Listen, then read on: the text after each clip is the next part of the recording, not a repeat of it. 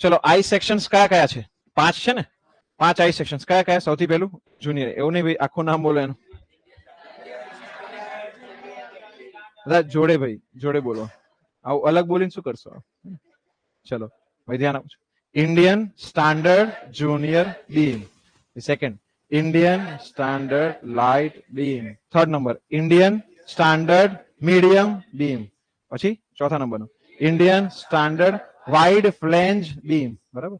અને last, Indian standard heavy beam, heavy weight beam. ચલો clear બધાને અહીંયા સુધી? હેવી વેઇટ બીમ ક્યાં યુઝ થાય? કોલમ્સ. વાઇડ ફ્લેંજ ક્યાં યુઝ થાય? Crane girder. મીડિયમ ક્યાં યુઝ થાય? Beam and girder. બરાબર. બીમમાં લાઇટ બી યુઝ થાય અમુક વાર. બરાબર. બે જુનિયર શેના માટે બનાવે? એ યુઝ જ નહીં થતો. નાનું કન્સ્ટ્રક્શન એમાં યુઝ થાય એમ. બરાબર. નોર્મલ કન્સ્ટ્રક્શનમાં નહીં થાય. નોર્મલમાં તો લાઇટ અને મીડિયમ, સૌથી વધારે તો મીડિયમ જ થાય. બરોબર. બાકી બધાની સ્પેશિયલ એપ્લિકેશન છે. આ ક્રેન ગર્ડરમાં જ વપરાય, આ કોલમમાં જ વપરાય એમ. બરોબર. જે જનરલ એપ્લિકેશન હોય એમાં તો મીડિયમ અને લાઇટ, વધારે તો કયો? મીડિયમ. બરોબર. ચલો ક્લિયર અહીંયા સુધી બધાને? નેક્સ્ટ જો હવે આઈ સેક્શનના બધા જ કમ્પોનન્ટ બતાવીને ડાયમેન્શન્સ. બરાબર. ડાયમેન્શન કમ્પોનન્ટ અહીંયા ધ્યાન આપો.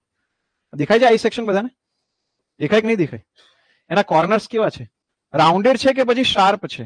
રાઉન્ડેડ છે ને કોર્નર્સ? ઓકે. રાઉન્ડેડ કોર્નર્સ હોય એ જે સેક્શન છે એને રોલ્ડ કહેવાય. કેવું કહેવાય?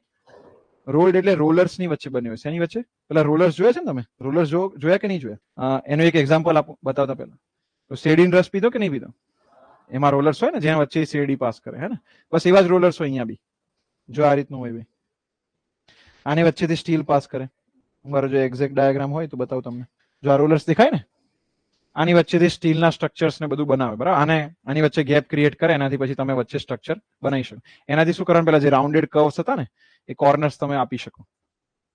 આ દેખાય આ રોલર્સ બી બધાને? આ એક આના બીજું દેખાય કે નહીં દેખાય? જો અહીંયા બી છે. તો આ વચ્ચેથી આ પ્લેટ જ નીકળે છે ને? દેખાય ને ભાઈ? અહીંયા ભાઈ. હા ઓકે. ચલો અહીંયા ધ્યાન આપો. એટલા માટે આને રોલ્ડ સ્ટીલ કહેવાય. કેવું કહેવાય? કે રોલર ની વચ્ચે બનાવ્યું હોય એટલે. પછી જો અહીંયા, હવે અહીંયા આગળ એક્સિસ જોવાની છે. આ છે વાય વાય એક્સિસ અને આ છે એક્સ એક્સ એક્સિસ. બરાબર. કઈ મેજર છે કઈ માઇનર પછી જોઈશું. લખેલું જ છે પણ સમજશું કેમ એવું કહેવાય એને. ઓકે. હવે કોર્નર જે છે રાઉન્ડેડ છે. પછી અહીંયા જો ટોપ એજ થી એક્સટર્નલ, બરાબર, ટોપ એજ થી જે બોટમ એજ છે, આ જે ડિસ્ટન્સ છે આ ડિસ્ટન્સ ને કહેવાય ગ્રોસ ડેપ્થ. શું કહેવાય ને? Gross depth. Gross depth of I section. બરાબર. આને શું કહેવાશે ભાઈ? Gross depth. પછી અહીંયા જો હવે આ પોઈન્ટ છે, ત્યાંથી લઈને આ પોઈન્ટ, આને કહેવાય વિડ્થ ઓફ ફ્લેંજ. શું કહેવાય એને? Width of flange. એક થઈ ગયું ડેપ્થ અને એક થઈ ગયું વિડ્થ. બરાબર. ગ્રોસ ડેપ્થ અથવા ઓવરઓલ ડેપ્થ બી કહેવાય. શું કહેવાય? ગ્રોસ ડેપ્થ અથવા ઓવરઓલ ડેપ્થ. હવે આ જે આઈ સેક્શન છે આને રિપ્રેઝન્ટ આ રીતે થાય. જો ISLB 200 at 0.41 કિલોન્યુટન પર મીટર રન. આનો મીનિંગ શું થયો? કયો સેક્શન છે ભાઈ? Indian standard light beam. અને 200 નો મતલબ શું છે? એની ઓવરઓલ ડેપ્થ. મતલબ આ જો આ કેટલી હશે ભાઈ? 200 mm. એટ 0.41 કિલોમીટર પર મીટર નો મતલબ શું થાય? વેઇટ પર મીટર લેન્થ. મતલબ આ જે સેક્શન છે એની 1 મીટરની લેન્થ બનાવો તો એનો વેઇટ કેટલું થશે? 0.41 કિલો ન્યૂટન. ક્લિયર બધાને? અગર 2 મીટરની બનાવો તો 0.82 આવું થશે ને? અને એના મલ્ટિપલમાં આગળ વધારતા જો એમ વેઇટ તમને મળતું જશે. તો આ નોટેશન ખ્યાલ આવી ગયો ભાઈ બધાને? આ 200 શું બતાવે છે? કઈ ડેપ્થ? ઓવરઓલ અથવા તો ગ્રોસ. બરાબર. કેમ આ ગ્રોસ કેવું પડ્યું બીજાને? તો અહીંયા આગળ એક જો વેબ બી છે ને, વચ્ચે વેબ છે ને, આને વેબની ડેપ્થ બી કહેવાય. આને કહેવાય DW અથવા તમે કહી શકો ડેપ્થ ઓફ વેબ. શું કહી શકાય? Depth of web.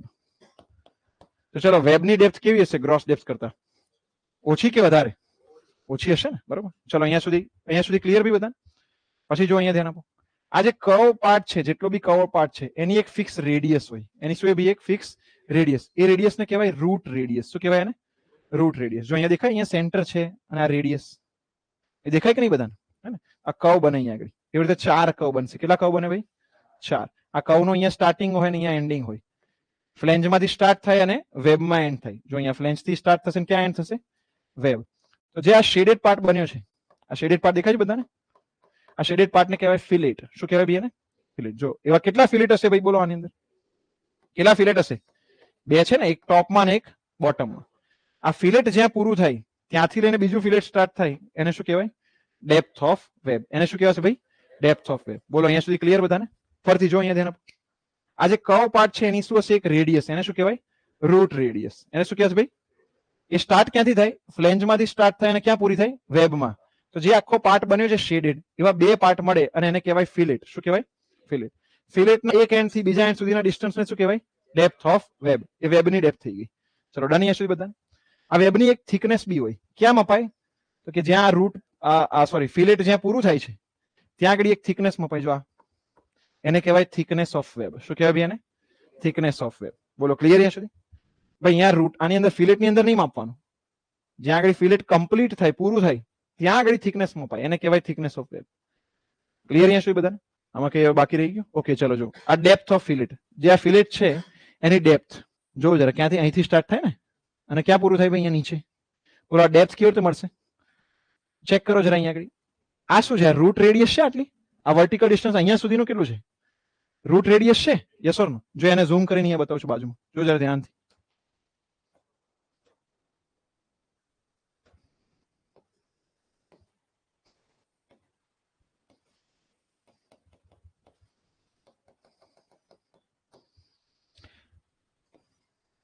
તમને આ પૂછ્યું છે ભૈયા, આ ડેપ્થ પૂછી છે તો આન્સર કરો. આ શું છે? આ રૂટ રેડિયસ છે ને અને અહીંયા આગળ આ નીચેનું જે ડિસ્ટન્સ છે એ ડિસ્ટન્સને કહેવાય થિકનેસ ઓફ ફ્લેંજ. શું કહેવાય ભાઈ? Thickness of flange. તો ભાઈ ટોટલ ડેપ્થ કેટલી થઈ જાય? TF plus R. TF plus R થઈ જશે ને? દેખાય છે ભાઈ બધાની આગળ? અહીંયા શેડેડ ને એવું ડાર્ક લાઈન છે એટલે ઓછું દેખાતું એટલે આપણે ત્યાં ઝૂમ કરી દીધું. બોલો અહીંયા સુધી ખ્યાલ આવે ભાઈ બધાને? એક એક કમ્પોનન્ટ. ચલો પહેલેથી જોઈએ. અહીંયા ધ્યાન આપો. જો આ શું છે? આઉટર એન્ડ થી આઉટર એન્ડ જે આ ડેપ્થ છે ડેપ્થનું નામ શું? ગ્રોસ ડેપ્થ અથવા તો ઓવરઓલ ડેપ્થ. બરાબર. એને કેવી રીતે રિપ્રેઝન્ટ કરાય? તો કે ISLB 200 at 0.41 kN per metre. એનો મતલબ શું છે? 200 કઈ ડેપ્થ છે? ઓવરઓલ. 0.41 શું છે? વેટ પર મીટર રન. મતલબ હવે આ ક્રોસ સેક્શન નો 1 મીટરની લેન્થ બનાવો તો એનો વેટ કેટલું હોય? 0.41 હોય ને? બરોબર. ઓકે અહીંયા ધ્યાન આપો. આ જે હોરિઝોન્ટલ ડિસ્ટન્સ છે એ શું છે? Width of flange. શું છે ભાઈ એનું નામ? જો અહીંયા લખી કાઢો. Width of flange. ચલો બરોબર અહીંયા સુધી બધાને? ઓકે એની બે એક્સિસ છે. એક છે y એક્સિસ અને એક છે x એક્સિસ. બોલો અહીંયા સુધી ક્લિયર? ઓકે પછી જો જરા અહીંયા આ જે કર્વેચર છે કર્વેચર એની એક રેડિયસ હશે. એને શું કહેવાય? Root radius.